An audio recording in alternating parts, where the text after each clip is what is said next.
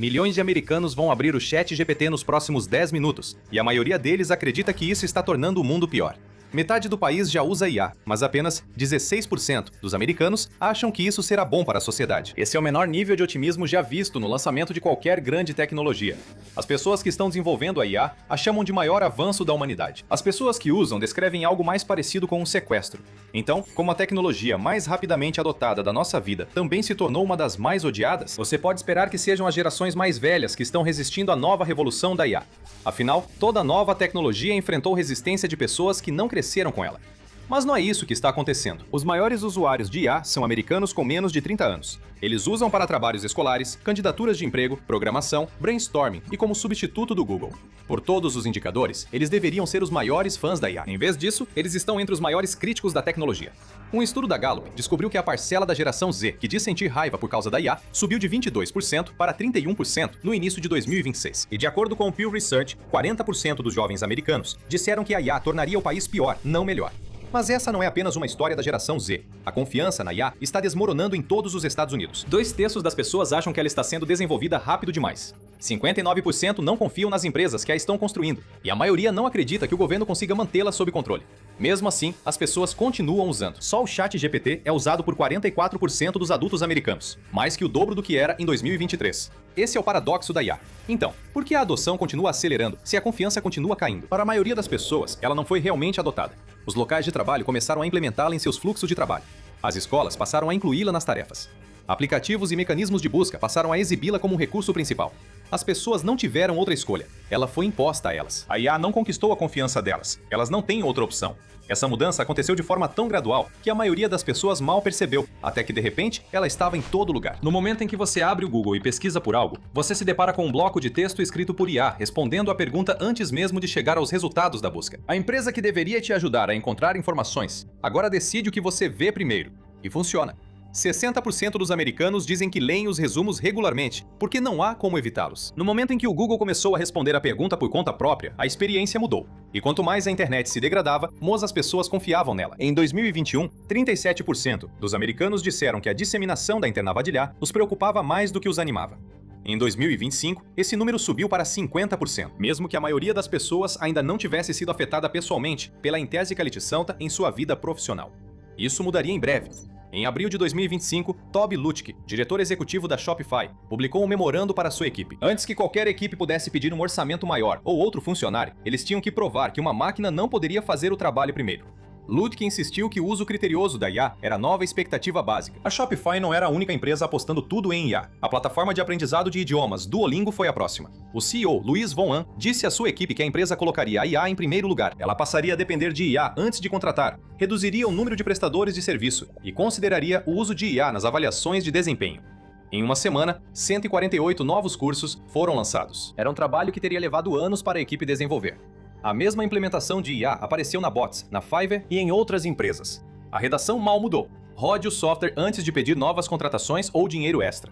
Então veio a reação negativa. Usuários antigos do Duolingo se filmaram excluindo o aplicativo em protesto. Os funcionários começaram a perguntar se precisavam usar a IA de forma eficiente ou apenas usá-la. Quase um ano depois, Luiz Von Ahn voltou atrás em sua decisão. Ele reconheceu que o código escrito pela IA era difícil de depurar e as lições não eram confiáveis. Mas o dano já estava feito, e aquilo era só o começo. O medo de a IA tirar empregos é real. Então, no verão de 2025, um economista de Stanford chamado Eric Brynjolfsson decidiu investigar isso. Sua equipe no Digital Economy Lab puxou os registros da ADP, a empresa que processa a folha de pagamento de milhões de trabalhadores americanos, e estudou quem ainda tinha emprego mês após mês. O impacto da IA era real, só não onde as pessoas esperavam. Os resultados mostraram que trabalhadores de 22 a 25 anos em software e suporte ao cliente caíram cerca de 13% desde o final de 2022. Trabalhadores acima de 30 anos, nas mesmas funções, permaneceram estáveis ou até cresceram. Eram as pessoas que estavam apenas começando que corriam risco de serem substituídas pela IA. Alguns nem chegam a entrar. O Revelio Labs, que acompanha as contratações em toda a economia, contabiliza cerca de 35% menos vagas para iniciantes desde o início de 2023. Assim que os empregadores viram do que os melhores modelos eram capazes, muitos pararam de contratar recém-formados. Esse congelamento só apareceu nos dados de folha de pagamento 1 ou 2 anos depois. A equipe de Brynjolfsson descobriu que, quando uma empresa usava a IA para assumir uma tarefa completamente, o emprego entre os trabalhadores mais jovens caía. Quando a IA era usada para tornar uma pessoa mais rápida, o emprego permanecia estável e às vezes até crescia.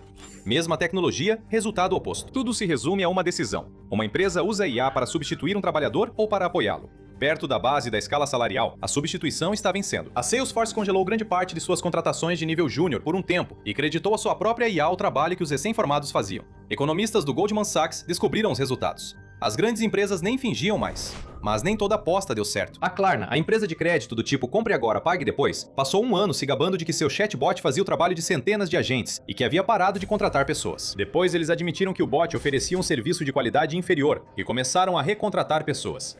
Mas algumas empresas não viram isso como motivo para desacelerar. Viram como motivo para baixar ainda mais o nível, e o contratado estava na mira. Um relatório do MIT sobre IA em empresas descobriu que a IA está eliminando cargos terceirizados e de contrato, não funcionários em tempo integral. Em meados de 2025, a empresa de rotulagem de dados Scale AI demitiu 200 funcionários e encerrou o contrato com 500 prestadores de serviço. Esse mesmo relatório estimou que a parcela de empregos que a IA já pode realizar hoje é de cerca de 3% e prevê um aumento a longo prazo. Os formandos não estavam perdendo para pessoas com um currículo melhor, eles estavam simplesmente perdendo. Não havia emprego. No início de 2026, metade dos membros da geração Z empregados disseram que os riscos da IA no trabalho agora superam seus benefícios, um aumento de 11 pontos percentuais em apenas um ano.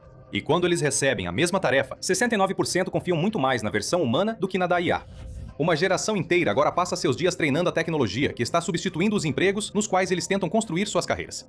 Os empregos perdidos são fáceis de medir, mas o ressentimento não se resume apenas ao dinheiro. Em julho de 2024, bastou uma oscilação de energia no norte da Virgínia para que quase 60 centros de dados saíssem da rede elétrica. Cerca de 1.500 megawatts de demanda desapareceram instantaneamente. Os operadores correram para controlar a oscilação antes que ela derrubasse mais alguma coisa. Por alguns segundos, o maior polo de centros de dados do país simplesmente deixou de existir. A Virgínia concentra mais desses prédios do que qualquer outro lugar, e em 2023, eles já consumiam cerca de 26% da eletricidade do estado. Por isso, uma única oscilação de voltagem pode afetar toda a rede elétrica. Cada um desses prédios opera em alta temperatura. Uma pergunta para um chatbot consome cerca de 2,9 watt-hora. Isso é aproximadamente 10 vezes mais do que uma busca comum na web. Sozinho não é nada, mas ninguém faz só uma pergunta. Multiplique isso por bilhões de perguntas por dia, todos os dias, em galpões que nunca desligam. E isso chega a 183 terawatts-hora por ano. Isso representa cerca de 4% de toda a energia consumida no país. Isso já representa 540 kWh consumidos em seu nome todo ano, mesmo que você nunca tenha usado um chatbot. E as previsões só aumentam, podendo chegar a até 17% da eletricidade do país até 2030. Mais de 40% da energia que alimenta os data centers vem do gás natural. Antes do final da década, esses prédios vão consumir mais eletricidade do que todo o país usa para produzir aço, cimento, alumínio e produtos químicos juntos. Uma linha de alta tensão leva até 8 anos para ser construída, o que significa que um quinto desses projetos de data center está prestes a enfrentar uma escassez de energia. Para cobrir o custo dessas linhas extras, as concessionárias estão indo até os órgãos reguladores para exigir mais dinheiro dos consumidores comuns. Isso significa que suas despesas mensais vão aumentar até 2030, só para manter as luzes acesas em um centro de dados ali perto. Você não deixou suas luzes acesas, nem aumentou o ar-condicionado, mas seu dinheiro está indo embora do mesmo jeito para alimentar os enormes ventiladores de resfriamento de uma gigante da tecnologia. Pesquisadores da Carnegie Mellon estimam que isso pode aumentar a conta de energia média do americano em cerca de 8% até 2030, e nas áreas mais afetadas da Virgínia, mais de 25%. Simplesmente não há energia ou dinheiro suficiente para bancar isso. Então, algumas empresas se cansaram de esperar. Em vez de esperar anos para que a rede elétrica acompanhasse, elas construíram suas próprias usinas de energia ao lado dos data centers. E uma empresa levou essa ideia ao extremo. Para alimentar o Colossus, o supercomputador que treina o chatbot Grok de Elon Musk, a xAI instalou uma frota de turbinas a gás no sul de Memphis. Todo o local estava funcionando em menos de 122 dias, um projeto que normalmente levaria anos. Quando o Southern Environmental Law Center sobrevoou a área com drones térmicos, contou cerca de 35 turbinas, a maioria sem licença para a emissão de poluentes no ar. Logo na direção do vento, fica Box Town, um bairro que passou décadas cercado por refinarias e fábricas químicas.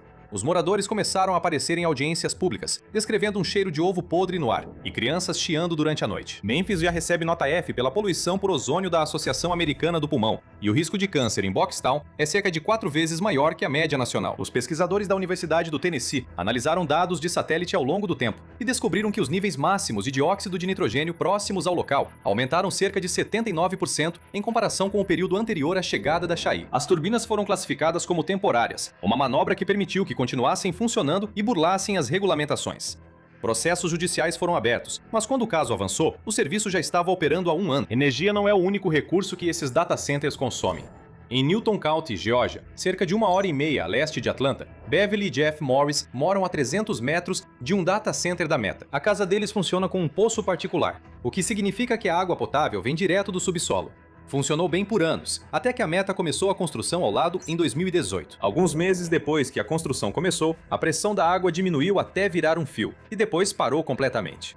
Quando finalmente voltou, estava marrom e turva. Beverly Morris disse ao New York Times que tinha medo de beber a água que saía da própria torneira. O centro de dados vizinho usa cerca de 500 mil galões por dia, quase 1/10 de toda a água que o condado de Newton bombeia. Projeções do condado mostram que a demanda vai superar a oferta até 2030, enquanto os moradores enfrentam contas de água que devem aumentar 33% em apenas 2 anos, em comparação com o aumento usual de 2%. Um estudo financiado pela Meta disse que as operações da empresa provavelmente não são as culpadas, e que ela investiu mais de $500 milhão em escolas locais e organizações sem fins lucrativos. Poços privados, como o da família Morris, não estão cobertos pela Lei Federal de Segurança da Água Potável, então a Meta não quebrou nenhuma lei. A Agência de Proteção Ambiental não tem poder, então a Meta continua retirando água para resfriar os chips. E esses centros são insaciáveis. Um estudo de 2023 da UC Riverside e da Universidade do Texas descobriu que treinar um modelo, o GPT-3, consumiu cerca de 5,4 milhões de litros de água doce antes mesmo do público digitar uma palavra. Os mesmos pesquisadores descobriram que uma breve conversa de cerca de 100 palavras consome quase uma garrafa inteira. Um centro de dados do Google em Papillon, Nebraska, consumiu cerca de $500 milhão de litros em 2024, mais de 600 piscinas olímpicas, e esse é apenas um local entre milhares. Esse consumo diário supera em muito o consumo único do treinamento.